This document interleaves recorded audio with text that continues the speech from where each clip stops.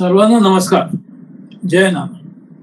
आपण चैतन्यपीठाच्या युट्यूब वाहिनीवरून गेल्या 4 वर्षापेक्षा अधिक काळापासून आत्मसंवाद ही प्रबोधन मालिका प्रसारित करत आहोत. या प्रबोधन मालिकेमध्ये आपले सद्गुरू आदरणीय महाराज वेगवेगळ्या बहुमोल अशा विषयांवर आपल्याला मार्गदर्शन आणि प्रबोधन करीत असतात. आत्मसंवादाच्या काही पुष्पांपासून आदरणीय महाराज दत्त पुराण संहिता विमर्श याचे चिंतन करीत आहेत. आत्मसंवादाच्या मागील पुष्पात आदरणीय महाराजांनी अत्रिपुत्रो महातेजो दत्तात्रेयो महामुनी या श्लोकाने प्रबोधनाला सुरुवात केली. ते म्हणाले की आपण दत्तपुराण संहिता विमर्श पद्धतीने चिंतन करीत असताना वेदपाद स्तुती या पहिल्या अध्यायाचे चिंतन करीत आहोत. मागच्या पुष्पात 47व्या श्लोकात महाराजांनी सूर्याची स्तुती केली. पुढील श्लोकात महाराज म्हणतात की मी आत्मविद्येसह असलेल्या पवित्र अंतःकरणाच्या आराम करणाऱ्या तुझ्याकडे दुर्लक्ष केले. स्वतःच्या स्वाधीन असलेल्या पतीला सोडून ज्या पुरुषाची अपेक्षा करणाऱ्या स्त्रीप्रमाणे मी पारतंत्र्याने दूषित झालेल्या क्षुद्र उपभोगाकडे आतापर्यंत लक्ष दिले. हे भगवान, चंद्रापेक्षाही विशुद्ध प्रसन्न असलेले तुझे रूप आम्हाला तू दाखव. आम्हाला खाऊन टाकणाऱ्या कामादी राक्षसांचा तू नाश कर.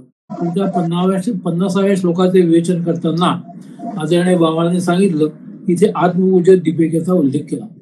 यात महाराज म्हणतात की ज्याच्याजवळ द्वैत आहे त्यापासून मला भय उत्पन्न होते. त्या द्वैत भयाचा तू नाश कर. या भयाचा ऐक्याच्या प्रत्यक्ष ज्ञानाला बाधा येतो. त्यामुळे द्वैताचा नाश करण्याची त्यांनी प्रार्थना केली. 51व्या श्लोकाविषयी आदरणीय महाराज म्हणाले की ब्रह्मणस्पते या ऋग्वेदातील ब्रह्मणस्पती सूत्र प्रसिद्ध आहे. महाराजांनी इथे हे वेगळ्या पद्धतीने घेतले आहे. महाराज म्हणतात की या जगात कारक शक्तीचा आधार तूच एक आहेस. म्हणूनच या विश्वात हे वेदपालका तुझे हे पवित्र यश पसरले आहे. हे भक्तांच्या रक्षका, नवजात पाडसाकडे गायी जसे लक्ष जात त्याप्रमाणे या विश्वाचे स्मरण कर व प्रेम कर. हे विराट पुरुषा ईश्वरा, ज्या ठिकाणी पितृगण आनंदी असतात, देवांचा मोद होतो, इंद्र संतुष्ट असतो, ब्राह्मण विशेष आनंदी असतो, त्या ठिकाणी मला अमरत्व दे. पुढच्या श्लोकात ते म्हणतात की जो हा आत्मा, तो ईश्वर हे जाणणारा मी, यमाला तुपाच्या गुळाप्रमाणे हा देहरूपी आविर्भाग कसा देऊ? नाहीच देणार. म्हणून माझ्यापेक्षा दुसरे मानव यमाला देहरूपी हवीर द्रव्य अर्पण करू. पुढे ते म्हणतात की तुझ्या ठिकाणी ज्ञान, जीव, आत्मा ही त्रिपुटी जाणताच येत नाही असे तुझे अविकारी रूप मला अद्वितीय व सुखद वाटते. इथे महाराजांनी अगदी उच्च अशी उपमा दिली आहे असे आदरणीय महाराज म्हणाले. पुढच्या श्लोकात महाराज म्हणतात की या ठिकाणी हवन करणारे म्हणून वा हुवा महे आदी मंत्रांनी आवाहन करतात. जाणणे येणे या गोष्टी मनाला संभवतात. यज्ञाचे सर्वोत्तम साधन असलेला आत्म्याला नाही. आदरणीय महाराज म्हणाले की इतरांकरता आपण जो यज्ञ करतो त्याला स्वधाकार असे म्हणतात. तो अग्नी पावक अग्नी असतो. मरण पावलेल्या माणसाचे बंधुजन स्वतःच्या मानसिक समाधानासाठी यज्ञ करतात व मनाला शांती मिळवतात. सुख दुःखादी विकार मनाचे आहेत, आत्म्याचे नाही. जे या ज्ञान यज्ञाने तुझी पूजा करतात ते तुझ्यासह आत्म्यासह स्वानंदात रमतात.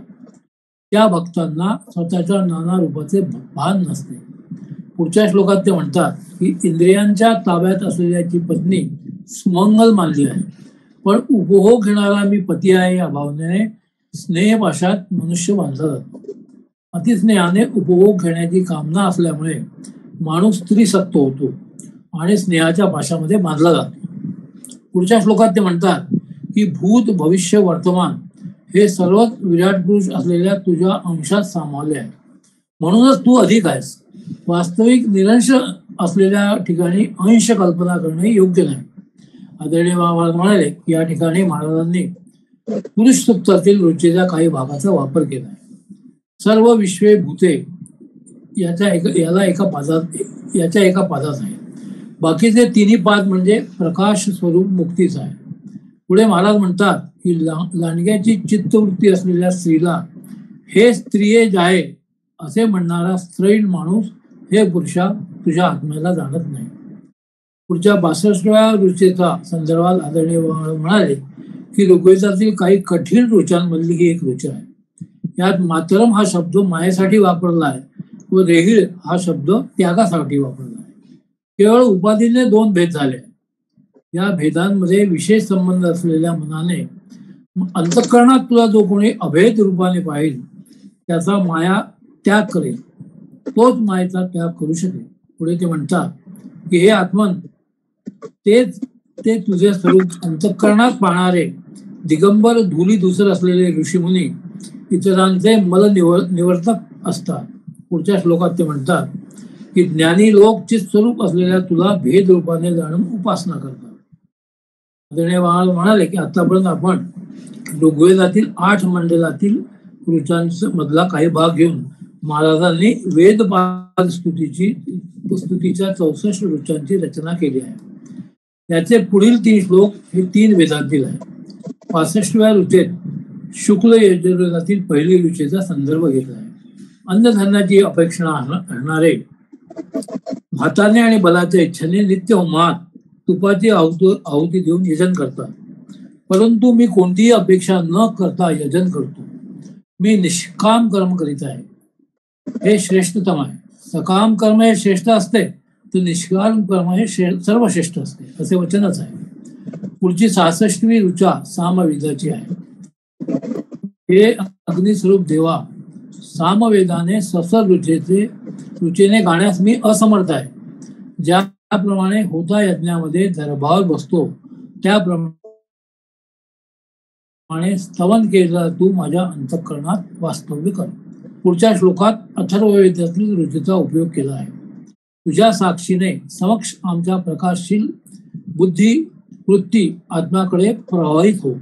दुःखाचा अभाव असलेल्या परमात्म्याच्या गुढीने आमचे आत्मप्रवाह पाझरो, म्हणजे निधिध्यासन सातत्याने चिंतन. त्यामुळे विपरीत भावनांचा लय होईल. आता शेवटला महत्वाचा म्हणजे 68वा श्लोक आहे. यात वेदांत आहे असे आदरणीय बाबांना म्हणाले. तो मी आहे असे आत्मज्ञान झाले असता सर्व पाशातून मुक्ती होऊन सर्व ज्ञान होईल. जे ज्ञान आत्मरूप एक सजातीय आदी भेद शून्य अतिंद्रिय सूक्ष्म इत्यादी वेद वाक्यांनी निर्देशिले आहे, तत्वपदार्थाला प्रत्यक्ष अप्रत्यक्ष हा विरोध केला असतानाही ज्ञाते स्वयं देवदत्ता इत्यादी वाक्याप्रमाणे विरुद्ध वाक्यांशाचा त्याग करून आत्मपरमात्म्याचे ऐक्य हेच ज्ञान ईश्वररूप गुरूंच्या कृपेने जाणावे. असे ते ज्ञान तत्वमसी अयमात्मा ब्रह्म इत्यादी वेद वाक्यांनी निदर्शिले आहे. त्याला शाब्द ज्ञान म्हणतात. पुढे महाराजांना असे म्हणायचे आहे की तो हा देवदत्त हा भाग ग्रहण करावा. त्यामुळे ज्या देवदत्ताचे ज्ञान होते त्याप्रमाणे तत्वमसी या वाक्याचे ज्ञान शाब्द ज्ञान स्वबुद्धीने न करता गुरुकृपेने करून घ्यावे आणि श्रवण मनन निधिध्यासन करण्यात तत्पर असलेल्यांकडून तत्वम पदार्थाचे अखंडत्व व एकरसत्व मिळवावे व त्याचा अनुभव घ्यावा. अशा तऱ्हेने आदरणीय बाबांनी समजण्यात थोडा कठीण असलेला हा अध्याय सोपा करून आपल्या सर्वांना सांगितला व आपल्या प्रबोधनाला इथे त्यांनी स्वल्प विराम दिला. मी बाबांना विनंती करतो की त्यांनी आजच्या प्रबोधनाला सुरुवात केली. नमस्कार.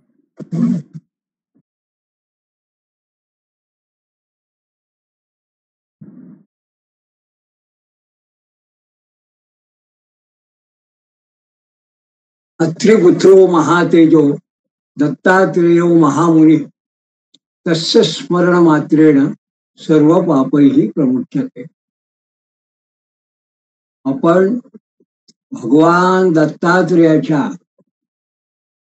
या अभिनव अशा दत्तपुराण संहिता ग्रंथाचा या निमित्ताने आपल्या पद्धतीने देशकाल अनुसारता अशा पद्धतीने विमर्शात्मक पद्धतीने आपण त्याचा भावार्थ बघत आहोत. या दत्तपुराणाचा जो पहिला अध्याय आहे, तो मागल्या पुष्पापर्यंत आपण जेव्हा श्रवण केला तेव्हा आपल्याला असं लक्षात आलं असेल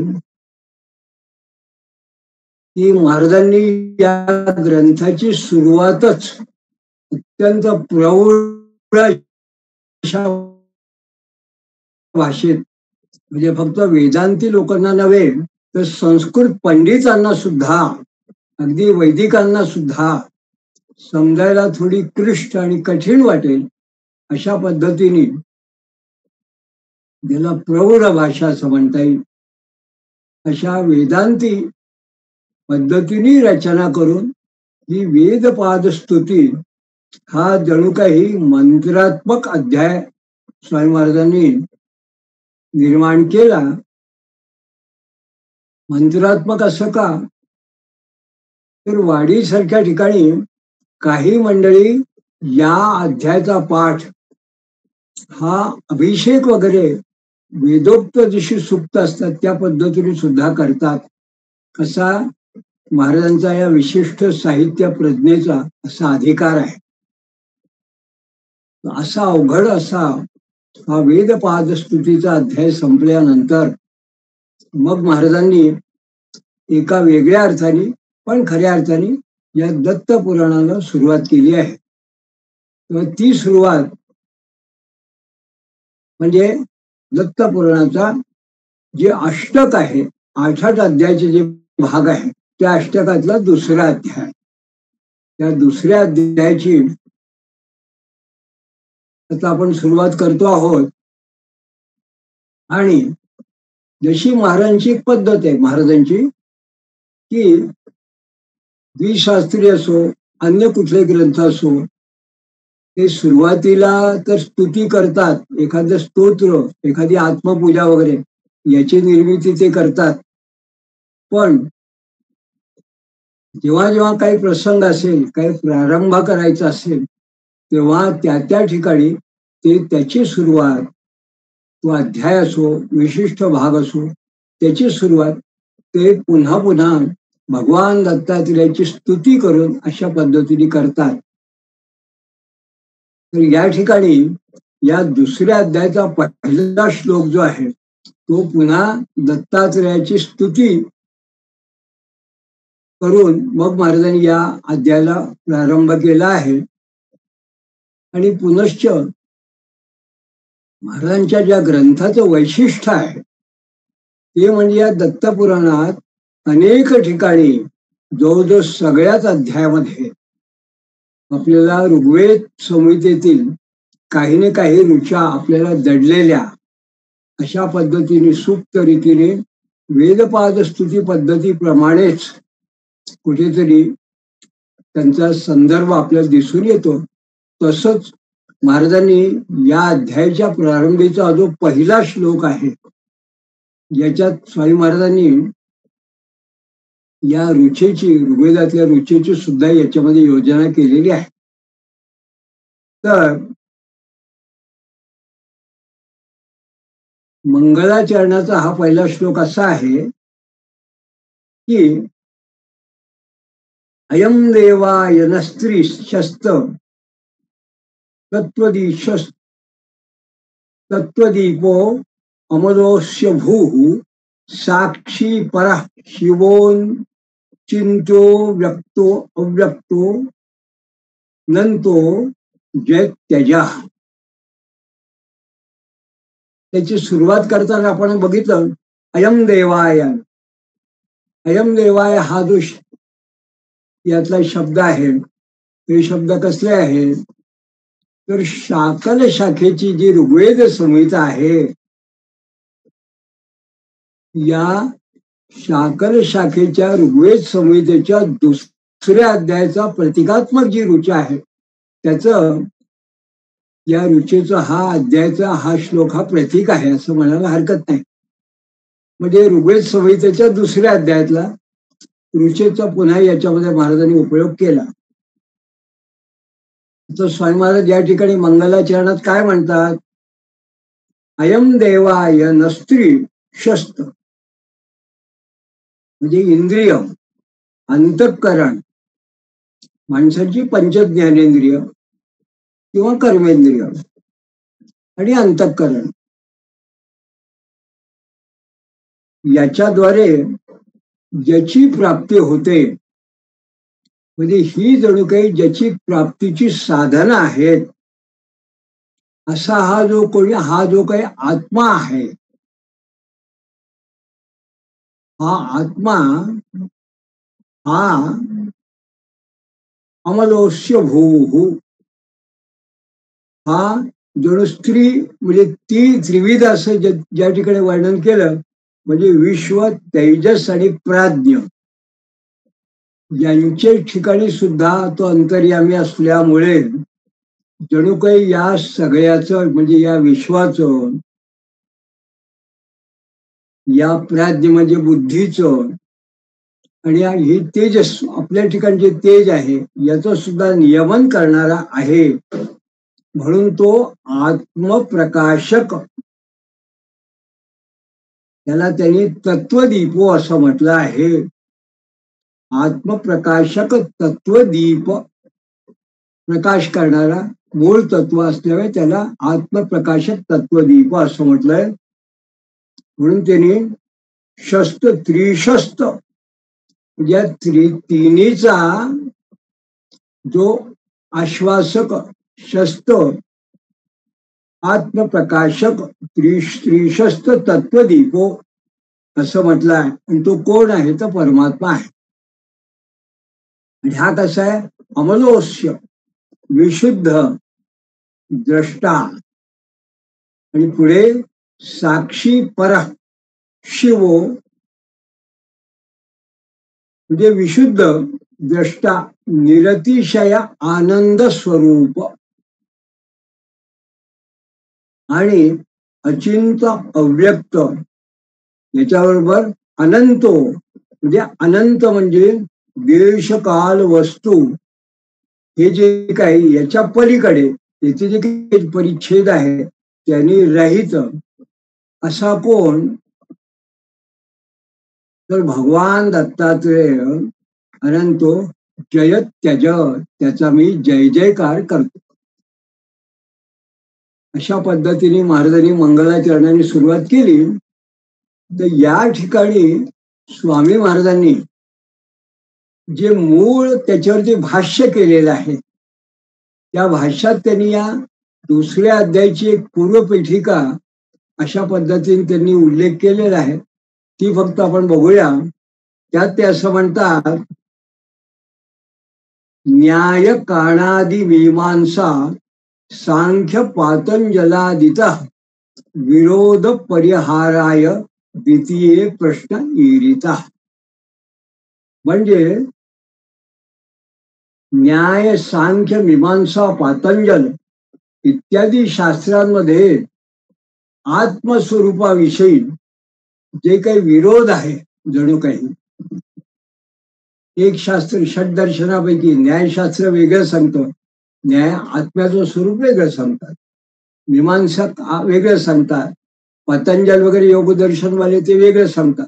म्हणजे यांच्यामधला जो विरोध आहे त्याचा जणू काही परिहार करण्यासाठी या दुसऱ्या अध्यायात महाराजांनी या द्वितीय अध्यायाची योजना केली आहे. आणि याच्यासाठी मग आता आपल्याला असं लक्षात येईल की याच्यासाठी महाराजांनी एक कथेचा संदर्भ घेतला आहे.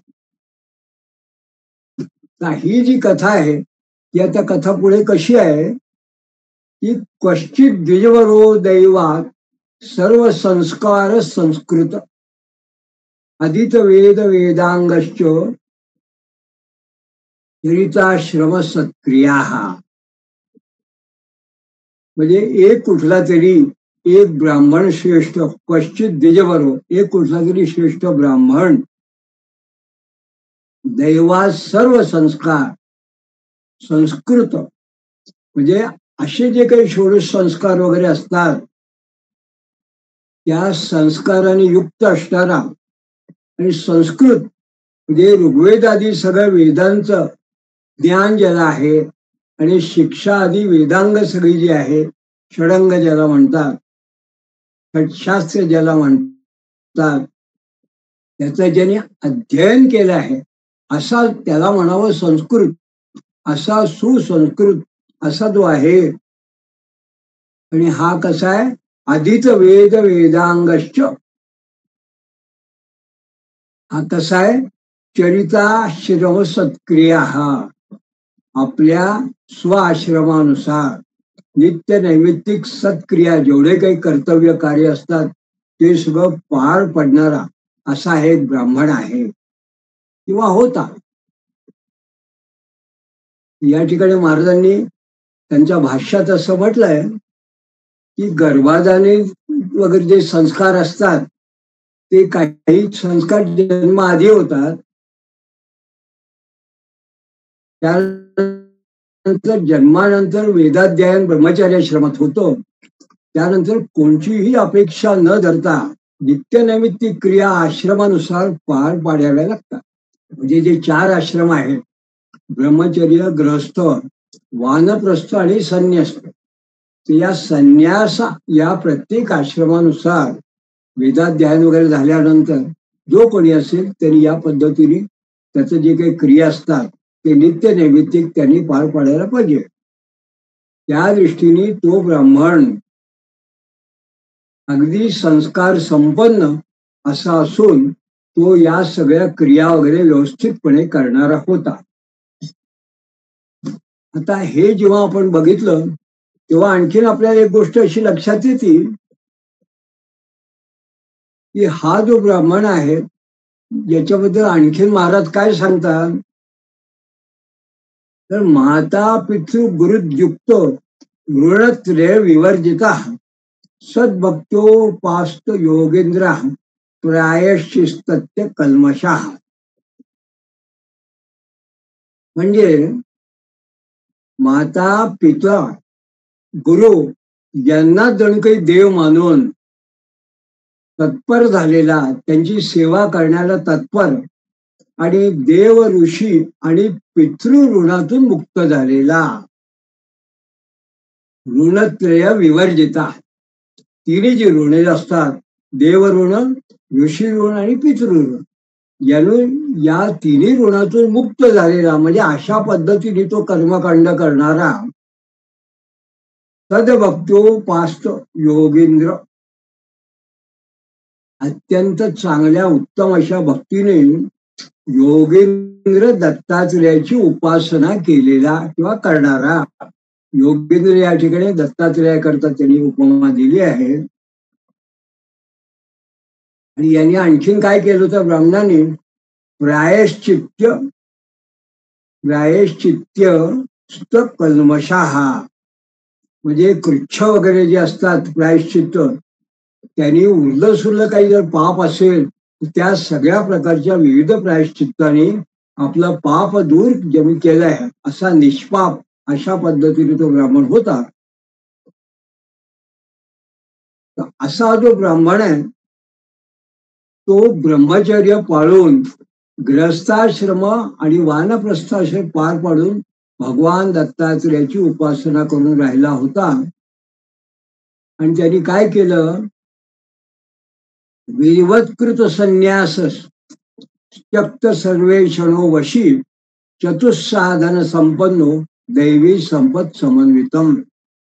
विधिवत तत्कृतम संन्यास, विधीपूर्वक सर्व इच्छांचा त्याग करून त्यांनी संन्यास घेतला होता. आणि हा कसा होता, तर तो चतुस्साधन संपन्न होऊन दैवी संपत समन्विता, म्हणजे त्याला दैवी संपत्ती प्राप्त झालेली होती. तर या ठिकाणी आपण मधून मधून जेव्हा महाराजांनी याच्यावरती जे भाष्य केलेलं आहे तो बौद्धन टीका, त्याचा सुद्धा मधून मधून आपण परामर्श घेतो. तर महाराजांनी या ठिकाणी असं म्हटलंय की विधीपूर्वक सर्व इच्छांचा त्याग म्हणजे कुठल्या इच्छा, तर इच्छा याला एक संस्कृत शब्द आहे ईषणा, आणि मग वित्तेषणा, लोकेषणा, या सगळ्या स्त्री ऐषणा, अशा सगळ्या ज्या इच्छा असतात या इच्छांचा त्यांनी संन्यास ग्रहण करण्यापूर्वीच त्याग केला होता. त्यामुळे जणू काही लोभ मोह आदी जे काही आहे, हे जे काही विकार आहेत त्यापासून मुक्त झालेला असा तो जितेंद्रिय, जसा पुरुष होतो तसा तो झालेला होतो. आता याशिवाय महाराजांनी भाष्यामध्ये काही काही जे वर्णन केले ते आपण या निमित्ताने बघतो आहोत. ते असं म्हणतात,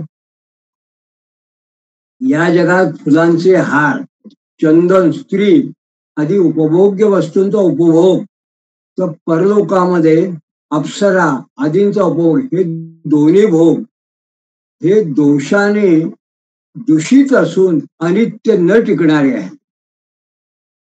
म्हणून जणू काही उलटीसारख्या एखाद्या कुत्र्याला जशी ओकारी होती, तशा अन्नासंबंधी होणाऱ्या घृणेप्रमाणे त्या भोगासंबंधी वैराग्य म्हणजे वीरस उत्पन्न होणं, याला इयम उत्तरार्थ फल भोग विराग असं म्हणतात. तर अशा पद्धतीने महाराजांनी याच्यावरती एक भाष्य केलेलं आपल्याला दिसून येतं. मी फक्त संक्षेपाने ते भाष्य असं वाचून दाखवतो.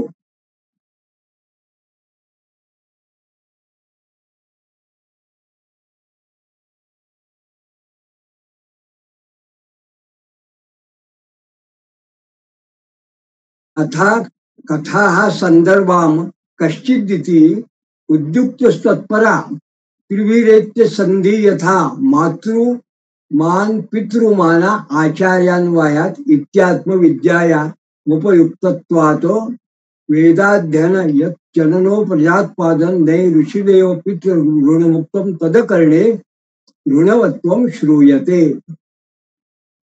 एतेन सांगो गृहस्थाश्रम सिद्धा योगेंद्र दत्तात्रेय गुरु कृच्छादि प्रायश्चिस्ति विरस्तम त्यक्तम वांग मन कायजम कल्मशम येन एतेन वानप्रस्थाश्रम उक्ता. त्याच्यानंतर जेव्हा आपण समजलं की चतुर्थ साधन, ते महाराज असं सांगतात की चतुस्साधनाने तू नित्यावस्तू विवेक इहम उत्तरार फल भोग विराग समाधी शतकम मुमुक्षत्वंच तत्र ब्रह्मैव सत्यम तदन्या अंधरूपात्मक मायिकम जगद नित्यम दृष्टत्वा अन्यत्वाधिकारित्व घटवत इति नित्यानित्य वस्तू विवेक. पुढे त्यांनी शमो नाम मनो निग्रह, नंतर अविद्या अध्यासक कल्पित देहेंद्रिय मन प्राण बुद्धी अहंकार रूपबंधेभ्यो मोक्षो एवं चतुस्साधन संपन्न. अशा पद्धतीने महाराजांनी वेगवेगळ्या पद्धतीने अत्यंत विस्तारपूर्वक याचा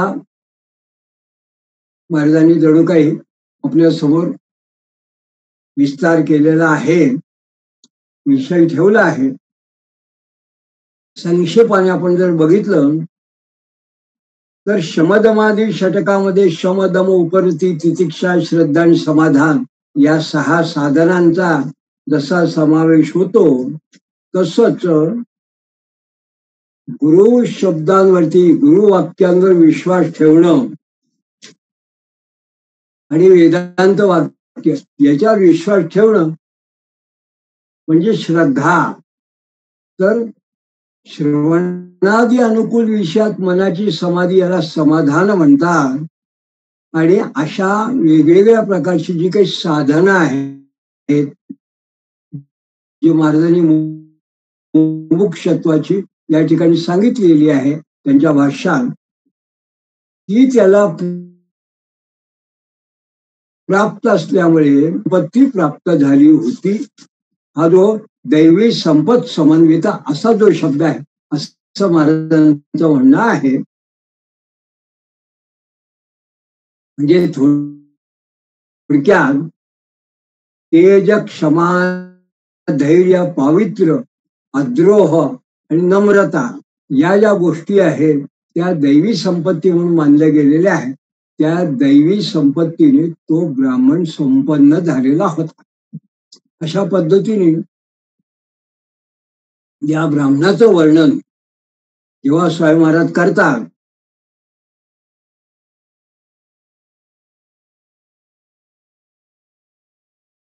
तेव्हा त्याच्याविषयी आणखीन वर्णन करताना ते असं म्हणतात की दृढ विशेष वैराग्य प्राप्त होऊन त्याने जणू काही तिचा निरोधक आहे.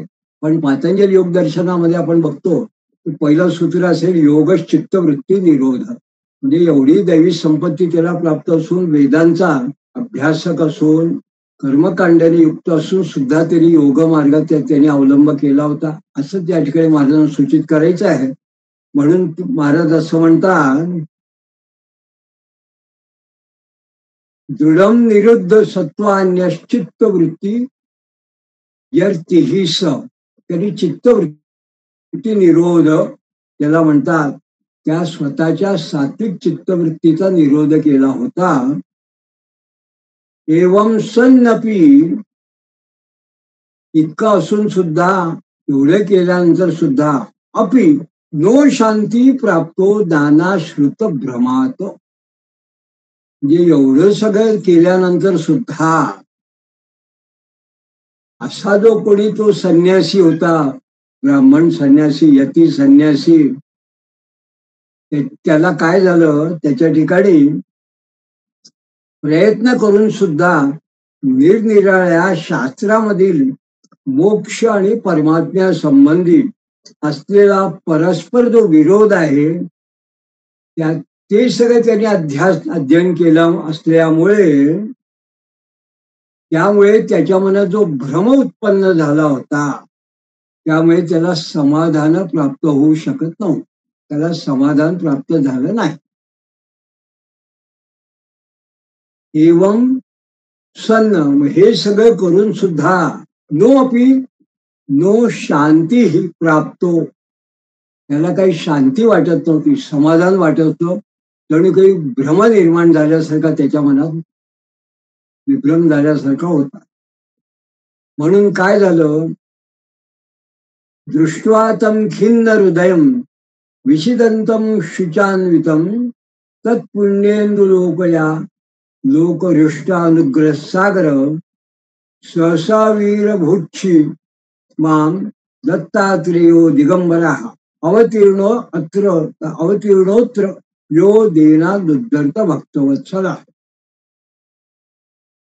म्हणजे असा जणू काही या भ्रमामुळे कृतार्थ जो झालेला नाही आणि त्यामुळे ज्याच्या अंतःकरणात खेद उत्पन्न झालेला आहे तो विषण्ण आणि शोकाकुल असा त्या यतीला पाहून जणू काही तत्पुण्ये इंदू दयालोक हृष्टानुग्रह सागर. अत्यंत उत्कृष्ट अशा पद्धतीची उपमा महाराजांनी केलेली आहे की त्याला पाहून त्याच्या पुण्याई रूपी चंद्राच्या उदयाने ज्याच्या कृपेचा सागर उचंबळून आलेला आहे. म्हणजे चंद्रामुळे जसा समुद्राला भरती येते अशी ज्याच्या पुण्याई रूपी चंद्रा त्या उदयाने ज्याच्या कृपेचा सागर कृपा सागर उचंबळून आलेला आहे तो दीनांचा उद्धार करण्यासाठी जो अवतरलेला आहे. अवतीर्णोत्र यो दीनानु उद्धरतु. जो अवतरित झालेला आहे दीनांचा उद्धार करण्यासाठी तो कोण दत्तात्रेयो दिगंबरा. तो भगवान दत्तात्रेय दिगंबर त्याच्या पुढ्यात प्रकट झाला. आणि हा दत्तात्रेय काय आहे तर स्मर्तुगाम्या अनुसूया त्रितपा संतान सत्फल सर्वाभाषक तत्तेजो पिहिताक्षो महामती ही. स्मर्तुगामी स्मरणगामी स्मरण करतात येणारा हा प्रकटपणा. अनुसूया अत्री तपा हा अनुसूया आणि अत्री यांच्या तपाचे सत्फलरूप कल्पवृक्षरूप संतान असा पुत्र संतान सत्फल आणि सूर्यादिकांना भासमान करणारे त्याचं तेज असूनही सर्वाभासक तत्तेजो पिहिताक्षो असूनही ज्यांनी डोळे मिटलेले आहे असा महामती सर्व विषयांचं ग्रहण करणारी बुद्धी असलेला बुद्धिमान तो दत्तात्रेय जणू काही त्याच्या समोर उभा राहिला आणि तो दत्तात्रेयाला पाहिल्यानंतर यतीस्तस्मै नमश्चक्रे श्रद्धान भक्त्या महात्मने कस्मे वांग मनसातीत रूपाया अनंत शक्तये. वाणी आणि मनाला ज्याचं रूप अगोचर आहे, कळून येत नाही, त्या अनंत ब्रह्मरूप महात्मा दत्तात्रेयाला त्या यतीने श्रद्धायुक्त भक्तीने नमस्कार केला. यती तस्मै नमश्चक्रे श्रद्धा भक्त्या महात्मने त्यांनी नमस्कार केला. गुरुवेशामादी गुरवे सर्व ज्ञान स्वरूपिणे सद्भक्ती ज्ञान गम्याय निर्गुणाय गुणात्मने. आता जो संन्यासी आहे हा दत्तात्रेयांची स्तुती करतोय. हा काय म्हणतोय, ब्रह्मादिकांचा परमगुरु सर्व ज्ञान स्वरूप सद्भक्ती आणि ज्ञानाने जाणला जाणारा सर्व ज्ञान स्वरूपिणे आणि सद्भक्ती ज्ञानगम्याय, जो सद्भक्ती ज्ञानाने जाणला जाणारा निर्गुणाय गुणात्मने, निर्गुण असूनही जो भक्तासाठी सगुण रूप धारण करणारा भगवान दत्तात्रेय, असं महाराजांनी दत्तात्रेयाचं वर्णन केलंय. त्याला या संन्यासाने नमस्कार केला.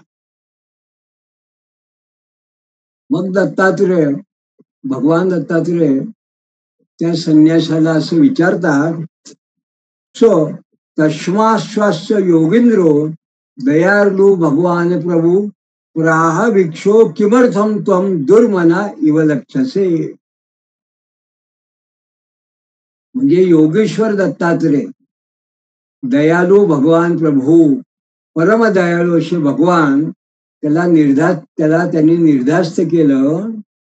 आणि प्राह भिक्षो किमर्थम त्वम, हे भिक्षू तू का बरं खिन्न उदासीन असा दिसतोय, दुर्मना इव लक्षसे, असा उदासीन का दिसतोय.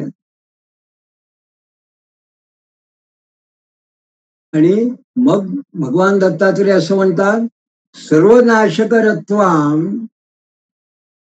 तन्मद्भक्ते नोपपद्यते वद तस्मान ममाग्रे त्वम दौर्मनस्य कारणम.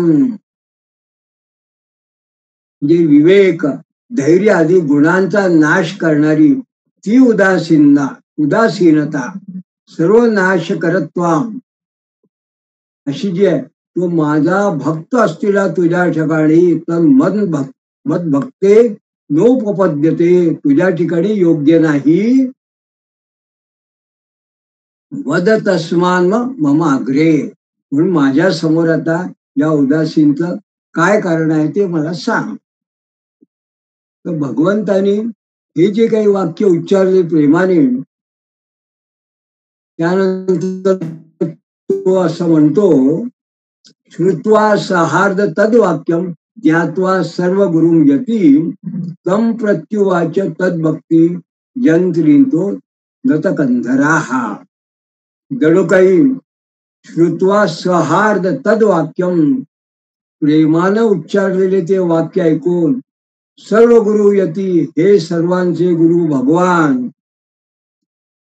आपण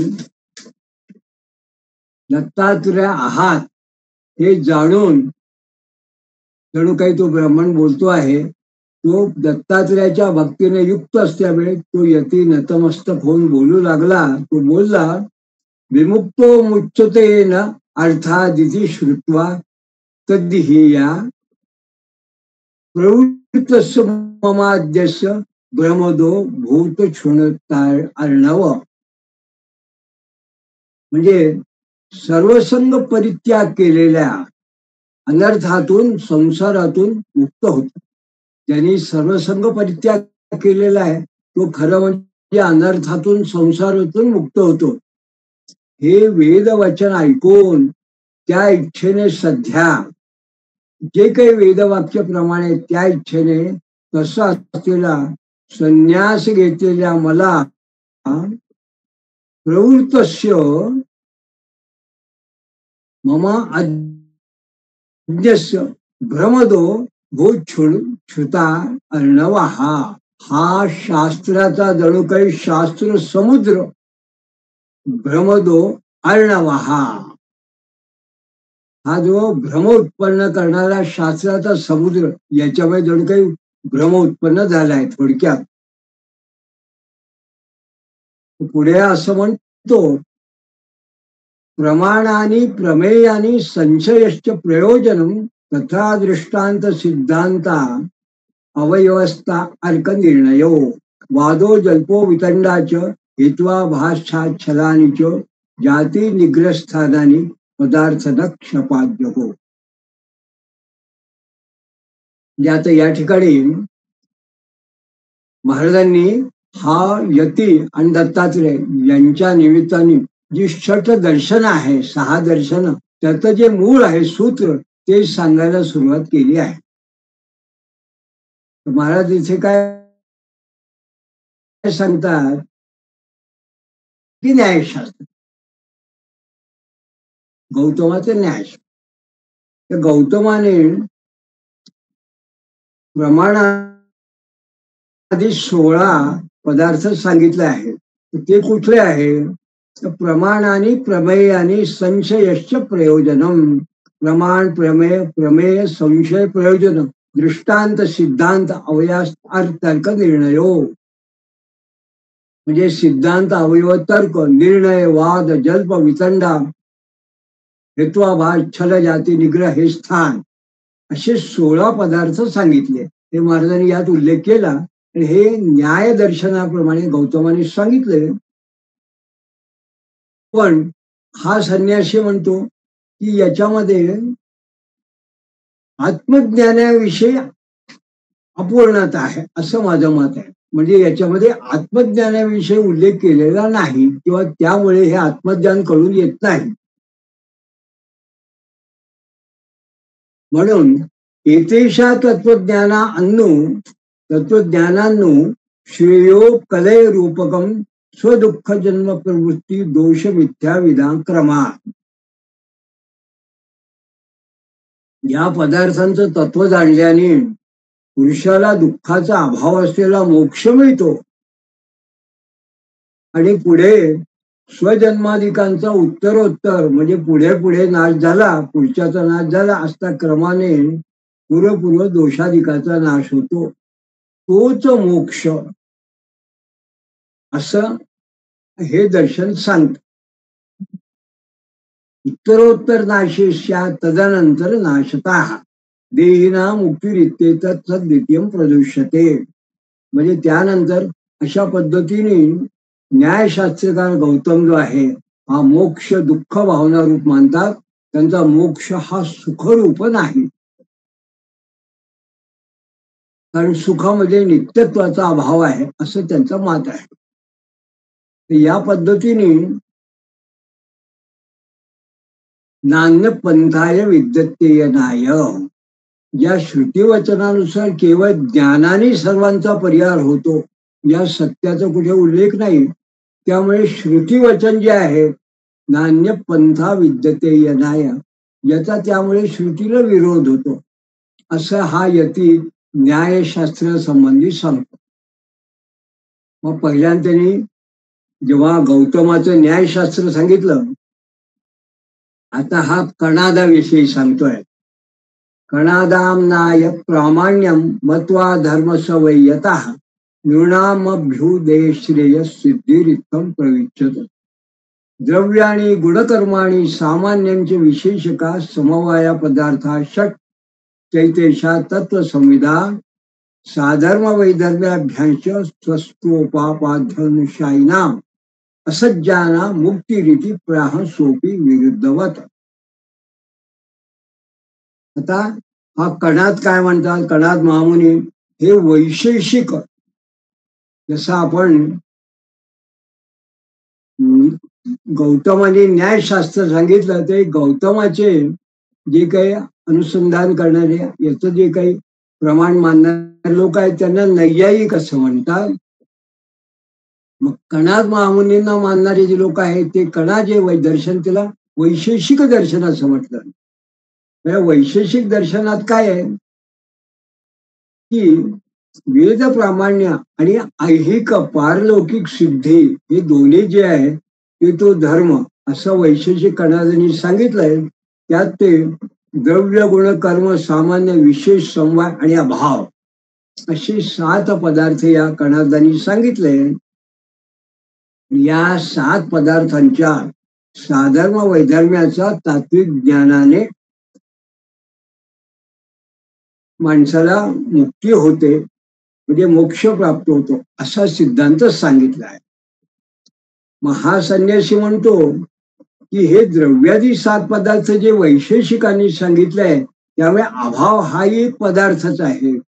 त्याचे साधर्म वैधर्म त्या पदार्थाचे तात्विक ज्ञान कल्याणकारी आहे, हा अभावाचा असं या वैशेषिक म्हणजे कणादाचं मत आहे.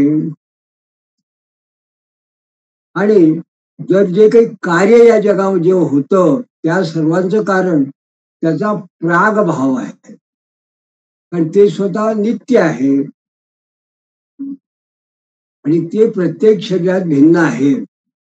पण हे त्याचं जे तात्विक सिद्धांत ज्ञान आहे कणादाचं, हे सुद्धा सदैव सौम्येदम अग्रत आसित अशा श्रुती सिद्धांत असताना हे विश्वाचे कारण, विश्वाचं उत्पत्तीचं कारण कसं होतं असा त्याच्या मनात प्रश्न आहे. म्हणून सत हे जर अद्वितीय असून जर त्या ठिकाणी असताचा अभाव आहे, त्यामुळे वैशेषिक कणाचा सिद्धांत हा श्रुती विरुद्ध आहे. आता ही महाराजांची एक प्रकारची जशी बौद्धिक आपण म्हणावी की त्यांची जी काही योजना आहे, म्हणून आपण या ठिकाणी फक्त एवढाच आशय घ्यायचा, जसं न्यायशास्त्रामधला विरोध या यतीने दाखवला तसा सत आणि असत यांच्यामध्ये हा अभाव हा पदार्थ हा योग्य वाटत नाही असं यतीला वाटतं. म्हणून असं म्हणतो की श्रुती जे सांगते त्या श्रुती वेदवाक्याचा हा सिद्धांत हा विरोध आहे. मग ते असं म्हणतात, आमनायस्य क्रियार्थत्वाच्छास्त्र दृष्ट विरोधता पुनस्त्वया फलाभावान्य अर्थक्यच जैमिनी. तिसरा दर्शन आहे मीमांसक. तर जैमिनी जे आहे यांनी सगळे जे वेद आहे ते वेद काय सांगतात, क्रिया प्रतिपादनपर आहे असल्याचे सांगतो. म्हणजे यज्ञयागादिक ज्या सगळ्या क्रिया आहेत तेच खऱ्या अर्थाने आपल्याला मोक्षाला सगळ्या गोष्टीला कारणीभूत आहे. पण उपनिषदात जे काही सांगितलं आहे ते काही श्रुती वाक्य त्या सगळ्या या यज्ञादी क्रिया असं सांगत नाही. त्यात वेदांताचा जो काही भाग आहे त्याच्यामध्ये मोक्ष प्राप्ती करता या क्रियांचा उपयोग नाही असं सुद्धा जेव्हा काही लोक म्हणतात, तेव्हा हा संन्यासी असं म्हणतो की सर्व वेद जर क्रियापदी प्रतिपादन असल्याचे सांगितले आहे, पण काही वचनांचा त्या प्रतिपादनाला विरोध येतो.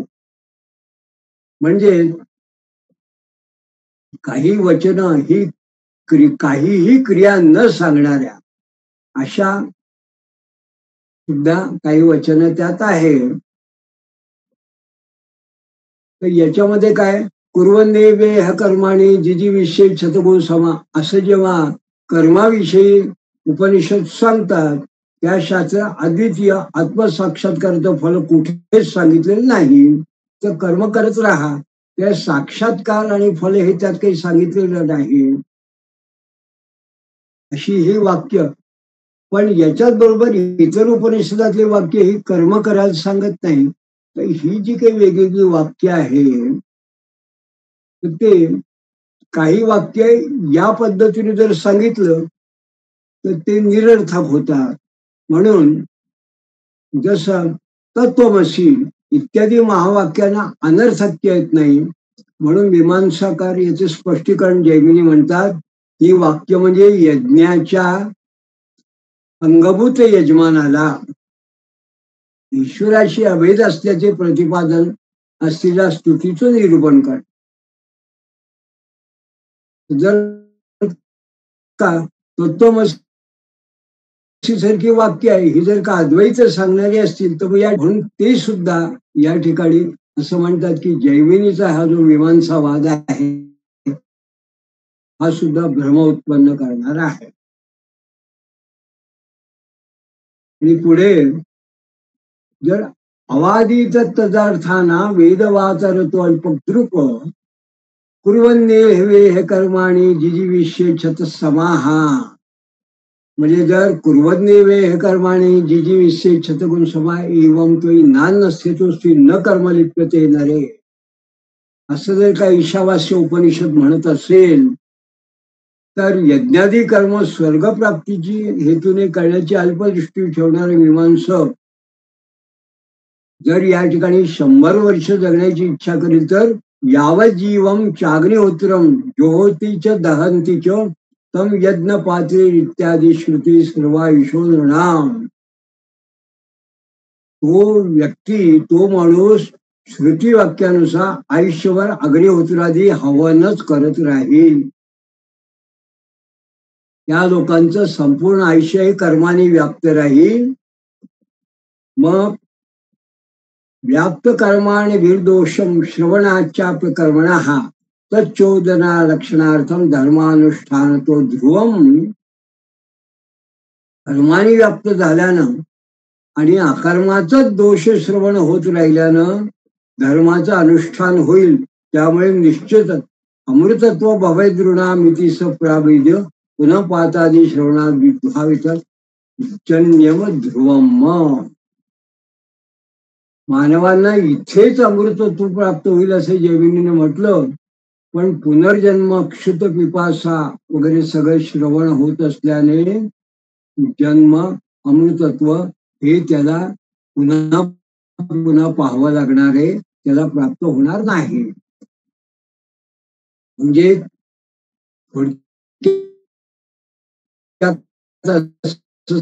सांगायचं की जीव कर्म करतो त्याला मुक्तीच्या दृष्टीने जणू काही एक प्रकारचा अडसर आहे.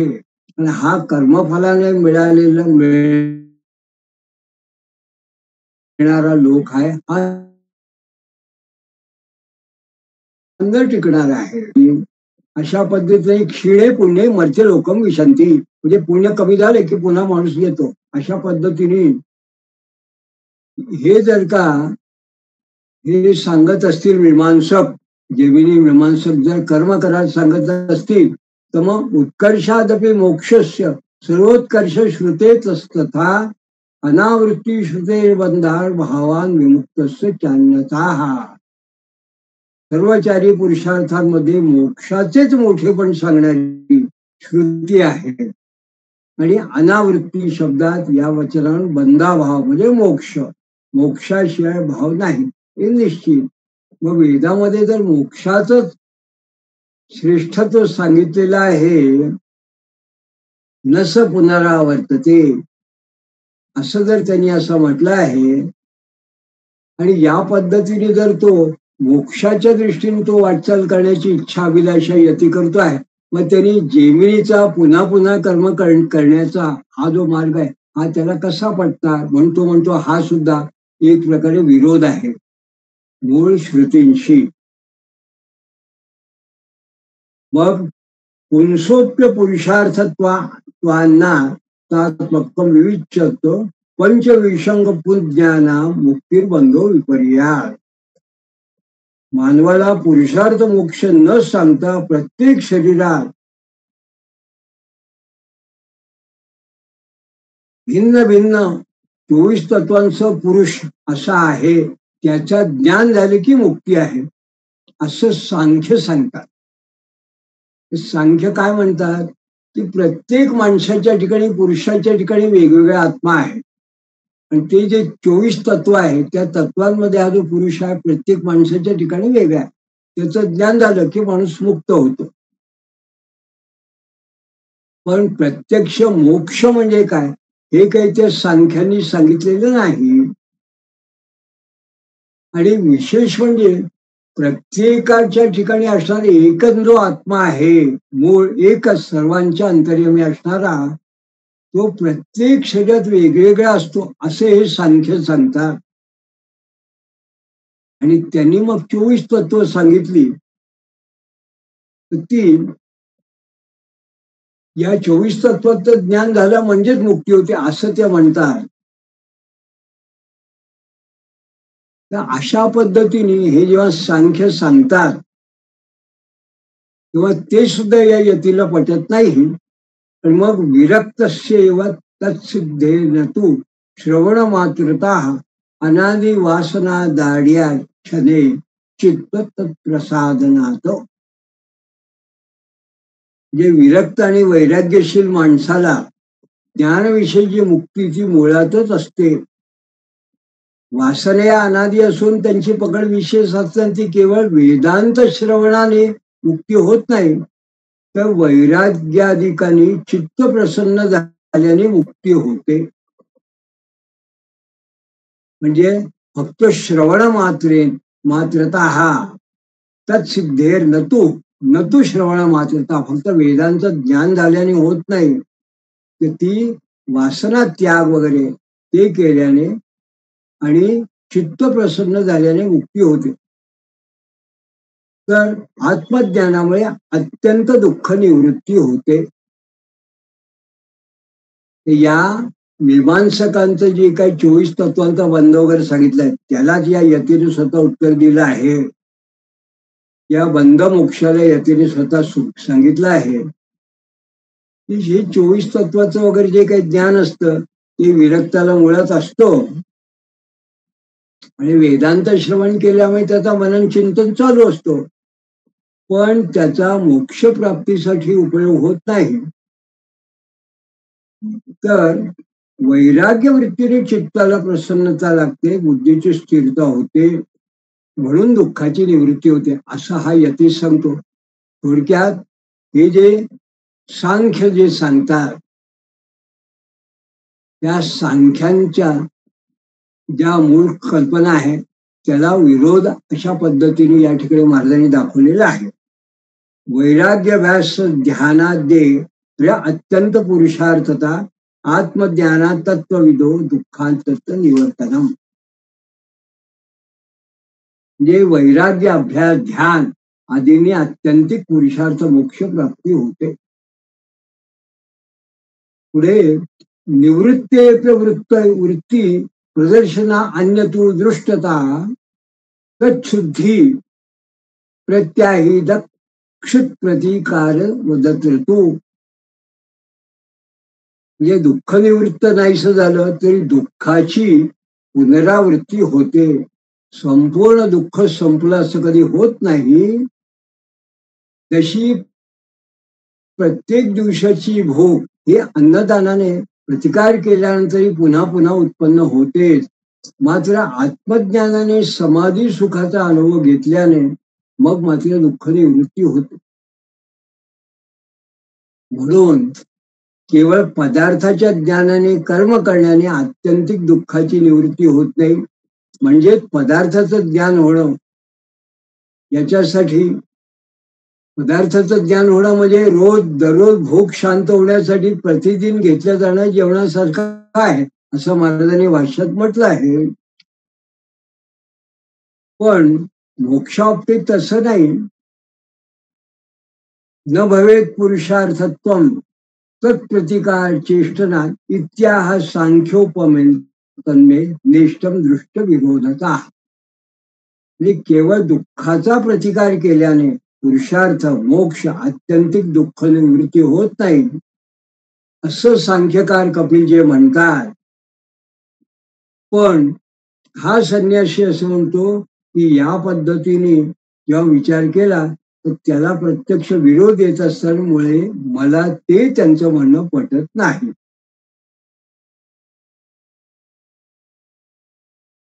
पुढे पुमर्थ शून्य पुंसा स्याद्धर्ममेघ समाधिना क्लेश कर्म विमुक्ती वे तदा ज्ञानम विमुक्तिदम.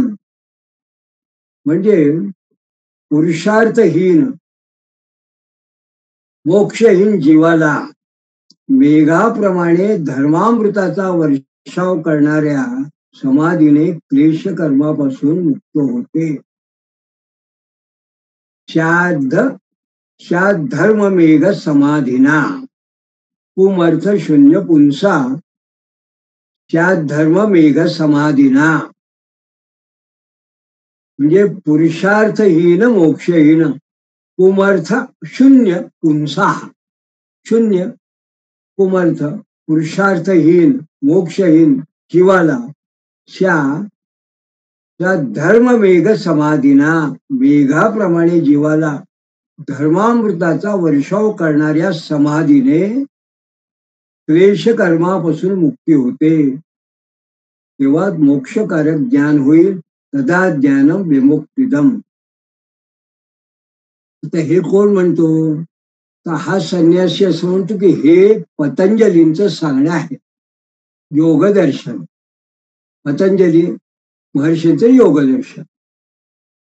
मग महाराजांनी याच्यावर भाष्य करताना असं म्हटलं की ज्याप्रमाणे रसयोगाने लोखंडाला सुवर्ण प्राप्त होती, वर्ण प्राप्त होतो आणि किमया आपण ज्याला म्हणतो लोखंड, त्याप्रमाणे धर्माचं अमृत सिंचन करणाऱ्या समाधीनं क्लेशकारक दुःखाची निवृत्ती होते असं पतंजली सांगतात. सर्वावृत्ती मलास्तस्या तस्या कर्मास्य शुक्ल कृष्णकम इतरेषां तु त्रिविधम तद्विपाको द्वयात्मको. ज्याच्या सर्व आवरण मलाचा त्याग झालेला आहे अशा योगाचं कर्म अनिष्ट होत नसतो. तसे इष्टही नसतं, अनिष्टही नाही, इष्ट नाही. आणि ज्यांच्या आवरण मलाचा त्याग झालेला नाही अशांचे कर्म अनिष्ट इष्ट मिश्र अशा स्वरूपाचा असतो. म्हणून त्याचा परिणाम सुखदुःखादी द्वंद्वात्मक असतो.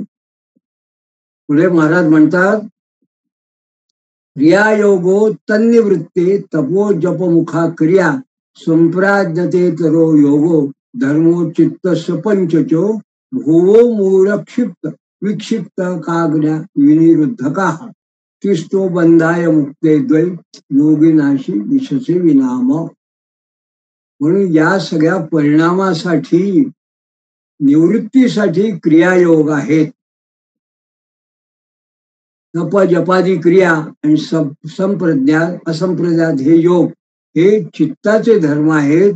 मूळ क्षिप्त विक्षिप्त एकाग्र विनिरुद्ध या 5 प्रकारच्या चित्तवृत्ती असून त्यातल्या पहिल्या 3 बंधांसाठी आणि नंतरच्या 2 चित्तवृत्ती ईश्वराची उपासना करणाऱ्या योगांना मोक्ष देणारे असतात. आणि शांतोग्र मूळ मृत्यू ते चित्ते नित्येक रूपिणा स्वरूपे व स्थिती दृष्टी वृत्ती स्वारूप्य मन्यथा. म्हणजे सर्व चित्तवृत्ती शांत झालेली द्रष्ट्याची स्थिती आत्मस्वरूपात लीन झालेली असते. अन्यथा वृत्ती शांत झालेली नसता तो त्या चित्तवृत्तीमध्ये रंगून जातो. तच्छुद्धी साम्यम कैवल्यम सत्व पुंसोस्तु योगतः सर्व ज्ञान सर्वज प्रकाशा वर्णक्षय. जे योगामुळे सत्व पुरुषाचे शुद्धी साम्य म्हणजे मोक्ष, त्यावेळी सर्व ज्ञान सर्वाय जय मिळतो. ज्ञान प्रकाशामुळे आवरणाचा जणू काही नाश होतो. म्हणून सिद्धी लाभ काय संपत धर्मात न घातनम दोष बीज क्षय योगात कैवल्य रस्यास्य का कथा. म्हणजे अणिमादी सिद्धींचा लाभ, सिद्धी लाभ, शारीरिक संपत्तीच्या गुणधर्माचा अविनाश या गोष्टी योगामुळे होतात. काय संपत धर्माने घातनम, त्यामुळे सर्व दोषांच्या बीजांचा नाश झाला असता मोक्षाचे विशेषते काय. योगत कैवल्य शास्त्र का कथा. म्हणजे योगाभ्यासाने जर अणिमा महिमा गरिमा लगिमा प्राप्ती प्रकामी इशित्व वशिते अष्टसिद्धी जर प्राप्त होत असतील आणि शारीरिक सात्विक राजस तामस गुणधर्माचा नाश होतो, या सर्व प्रवृत्ती दोषांचं बीज आहे, त्याचाच जर नाश झाला तर मोक्ष म्हणजे आणखीन वेगळा काय असतो. इति चक्षुश्रवा प्राहानेदम दोष श्रुते वरम अथा तो ब्रह्म जिज्ञासे तू प्रमयतो सच. असं शेष मत पतंजलीचं मत आहे. पण श्रुतीविरोध येतो म्हणून ते योग्य नाही. नंतर साधन संपदयुक्त झाल्यानंतर ब्रह्मजिज्ञासा करावी असा उपक्रम तो यती सांगतो. आणि अशा पद्धतीने तो असं म्हणतो की हे जरी प्राप्त झालं योगामुळे, तसं पतंजलींनी सांगितलंय तरी ब्रह्मजिज्ञासा हे वेदांत वाक्यानुसार त्याला ज्ञानप्राप्तीसाठी चिंतन करणं, विवेकबोध मुमुक्षत्व हे त्याला आवश्यक आहे. जन्मादि उपाधेर आत्मनो गृहा विष्णू प्रदर्शच तदेकार्थ समायुक्ता तत्सिद्ध्यर्थ क्रियादिकम. अशा पद्धतीने हा जो संन्यासी यती आहे, हा पुढे पुढे विचार जेव्हा करतो तेव्हा तो म्हणतो की जन्मादी उपाधी निमित्ताने बुद्धीमध्ये प्रवेश केलेला उपाधी म्हणून परमात्म्याला जाणून त्यांच्या ऐक्यासाठी समाधी साधनं सांगितलेली आहे, त्याच्यासाठी बहिरंगभूत क्रिया सांगितलेल्या आहेत. या पद्धतीने जेव्हा स्वामी महाराज आपल्याला विरोध परिहार षट दर्शनात सांगितलेला जो विरोध परिहार आहे, हे जे स्वमत आहे या संन्यासाच्या मनात असलेलं, हे जेव्हा तो भगवान दत्तात्रेयासमोर प्रगट करतो आहे आणि ते भगवान दत्तात्रेय आधी श्रवण करतात आहे, ते आपण आतापर्यंत ऐकतो आहे.